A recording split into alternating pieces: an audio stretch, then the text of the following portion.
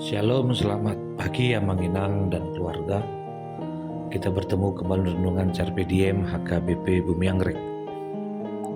Hari Rabu tanggal 24 Mei 2023. Sebelum kita merenungkan firman Tuhan yang menjadi tuntunan hidup bagi kita bernyanyi dari buku Ende nomor 30 ayat 2 dan 3.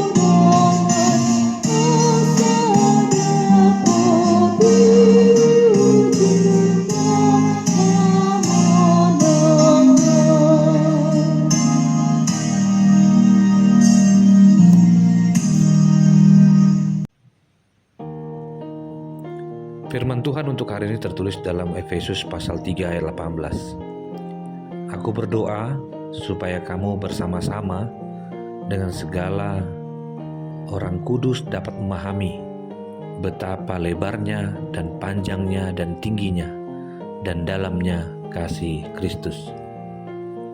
Demikian firman Tuhan. Amanginang yang terkasih dalam Tuhan Yesus Kristus, sungguh alangkah baiknya bila seorang mengerti tentang cinta. Siapa sih yang tidak ingin mengenal cinta? Secara khusus cinta yang sejati.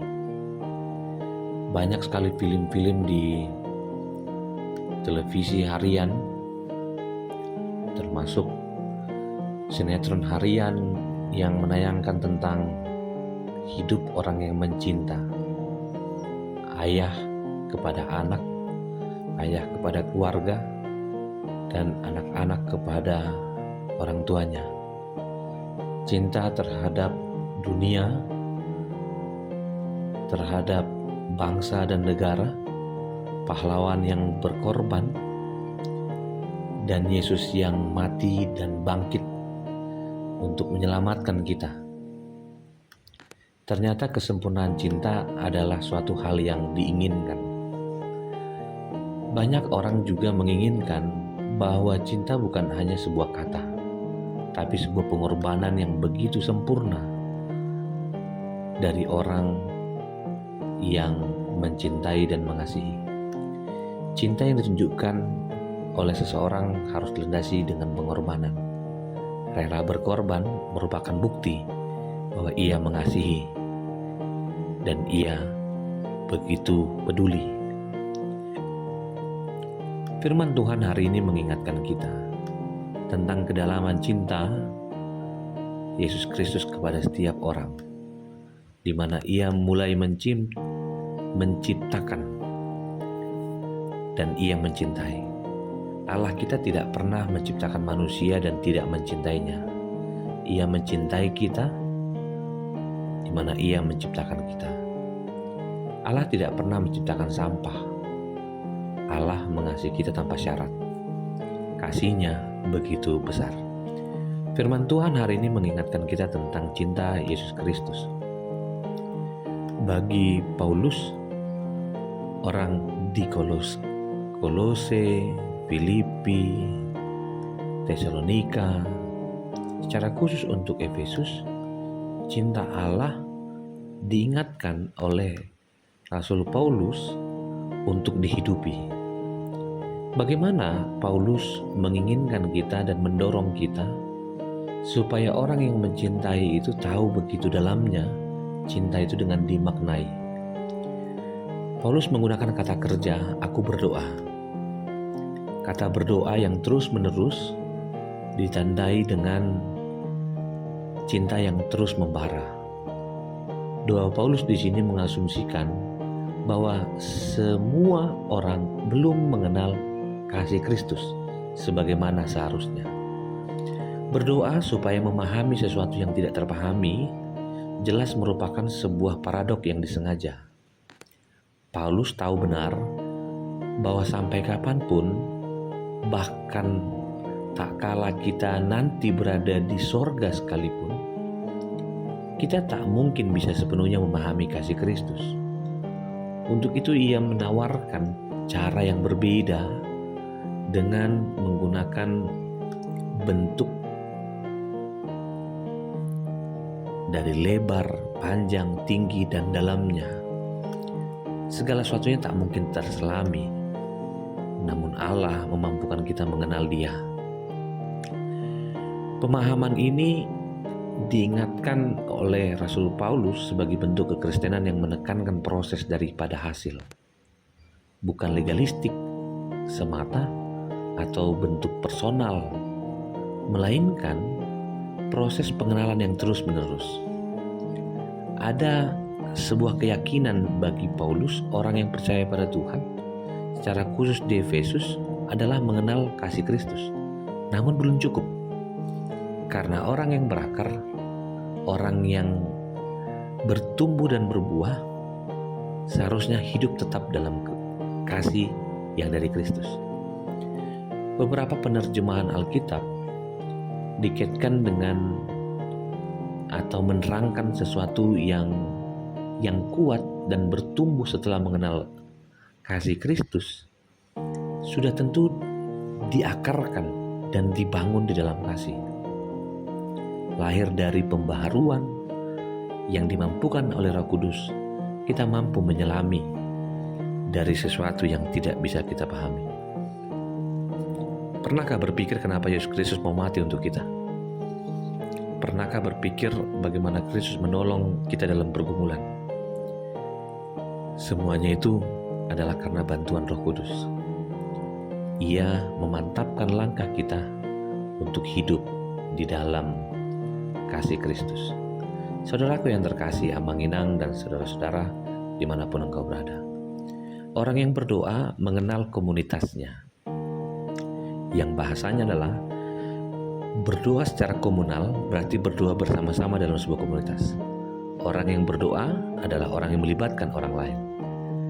Dia pakai kata ganti kamu, kalian, yang menunjukkan kata jamak. Orang yang berdoa bukan hanya untuk dirinya saja, tapi juga untuk jemaat Tuhan, untuk semua orang, untuk Indonesia, untuk Bekasi. Disinilah istilah orang yang berdoa adalah orang-orang kudus yang merujuk pada semua orang yang dibenarkan melalui iman karena penebusan. Lagi-lagi kita diingatkan tentang kasih. Mereka bisa berbuat dosa, tetapi secara status di hadapan Allah, banyak orang, kita semua, komunitas gereja adalah orang-orang kudus. Bukan karena berbuat kudus, namun kudus yang dikuduskan oleh pengorbanan Kristus. Sekali lagi saya mengajak Amang Inang, saudaraku yang terkasih, kesatuan dan kesetaraan semua orang Kristen yang saling menghormati, saling membanggakan, keterbukaan untuk menunjukkan kebersamaan adalah hadir di dalam kasih Kristus. Ini adalah bentuk komunitas efektif di mana kita juga sedang berencana membangun. Ingatlah bahwa keberadaanmu tidak kebetulan, namun ada rencana kasih Kristus yang sedang kamu hidupi dan kamu nikmati, di mana belajar menjadi bagian dari orang yang mengasihi. Berarti kita hidup di dalam doa yang Tuhan inginkan. Jadilah komunitas yang mengagumi kasih Allah dan merawat, memiliki bahwa hidup yang berdoa adalah suatu pengharapan yang kita jaga untuk mendapati hidup yang lebih baik, hidup yang dikuatkan, diteguhkan, dan diberkati.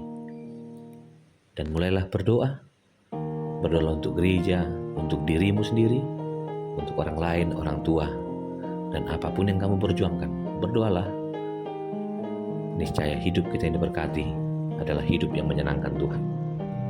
Terpujilah Kristus yang memampukan kita melayani Dia dan menjaga kesatuan dalam tubuh Kristus adalah suatu hal yang mendatangkan berkat.